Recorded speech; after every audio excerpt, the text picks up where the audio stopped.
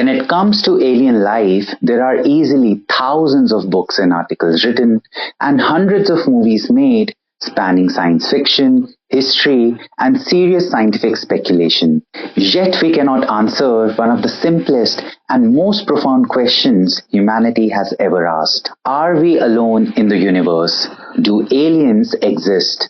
But there is another question, slightly different, yet deeply connected, that actually computes the value of n. N being the number of alien civilizations. In fact, astronomers have spent decades thinking about this question and developing a framework for it. That wonderful framework is what came to be known as the Drake equation.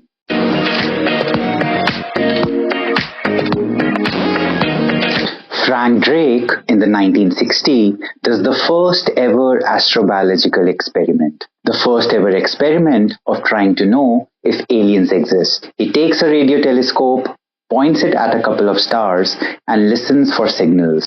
Soon after this experiment, a meeting is organized about interstellar communication. Very few people are invited, including young Carl Sagan. The night before the meeting, Drake has to come up with the agenda of the meeting. How do you come up with an agenda for a topic that no one has ever talked about before? In the course of deciding the agenda, Drake does something brilliant.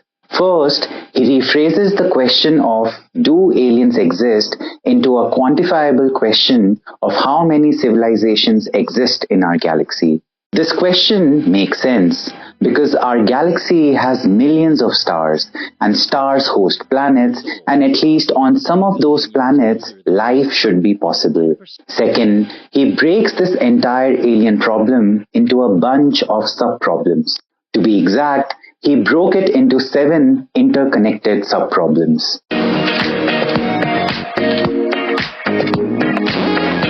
Each one of the sub-problem is a factor in the equation that you multiply them all together, you get the number of civilizations out there that we could communicate with.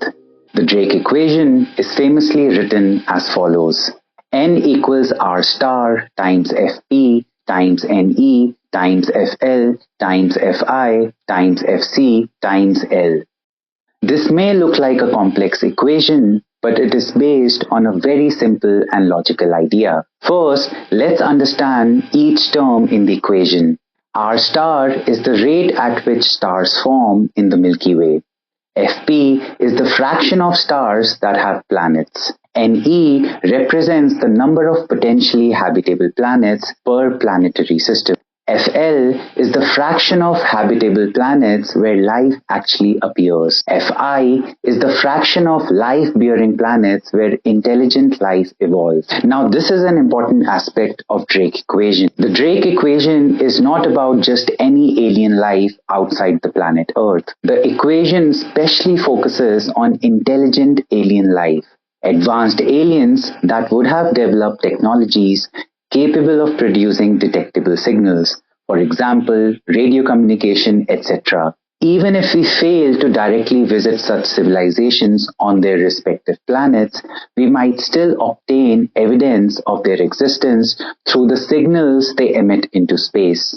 Fc is the fraction of intelligent civilizations that develop detectable technology, for example, radio communication. L is the average lifetime of a communicating civilization.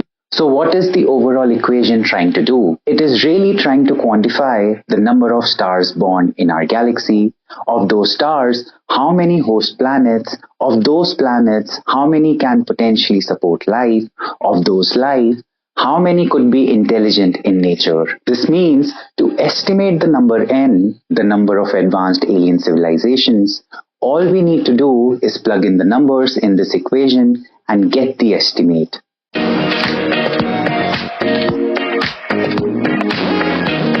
At present, there is a large range in number n predicted by the equation. That is because of large uncertainties in the factors involved.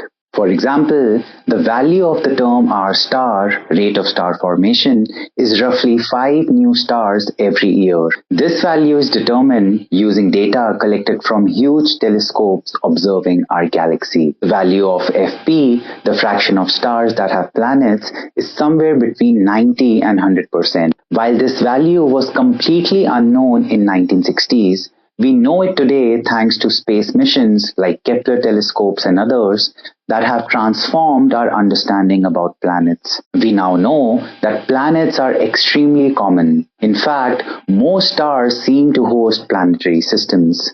The value of Fl, the fraction of habitable planets where life actually appears, possesses very large uncertainty. Scientists estimate this using observations of exoplanets inside the so-called habitable zone, the region where liquid water and enough star radiation could exist.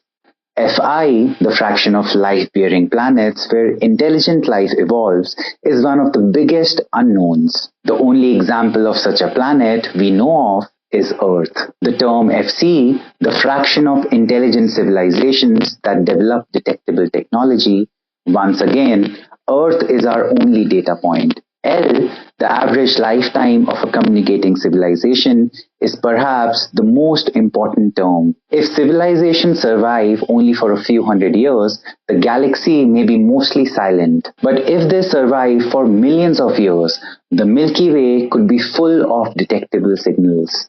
To acquire a reasonably strong prediction on the number n, we require good measurements of all the terms in the equation, especially Fi, Fc, and L. At present, we lack precise measurements of these terms.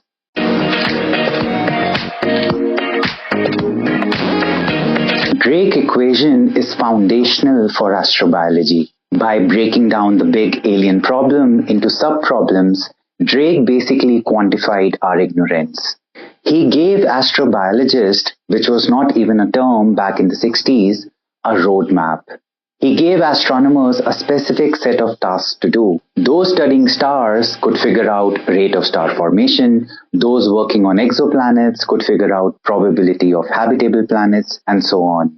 And even today, more than 60 years later, scientists still use this equation to constrain alien life. Today, astronomy is entering a completely new era. We have now discovered thousands of exoplanets, and many telescopes are studying both the potential signals from these planets and also their atmospheres, as their atmospheres can reveal chemical signs of life. And for the first time, parts of the Drake equation are transforming from mere speculation towards actual measurements. These efforts will help us understand, are we the only intelligent civilization in the galaxy, or is the universe already full of life just waiting to be discovered?